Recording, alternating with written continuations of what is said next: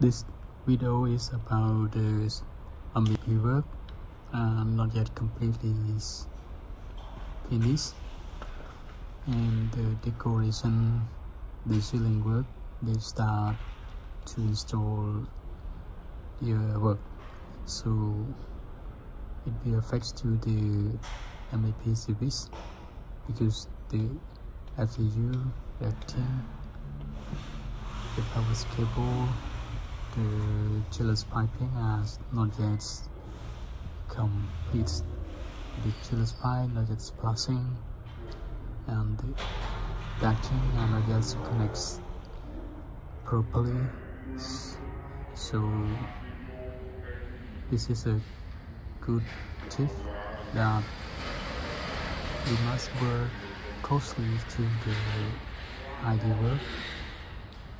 If we work closely with them, it will be really big mistakes to MEP service.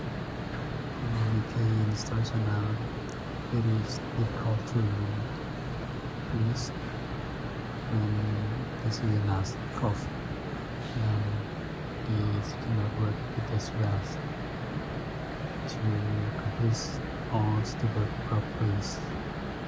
So please MEP and ID work cooperation together.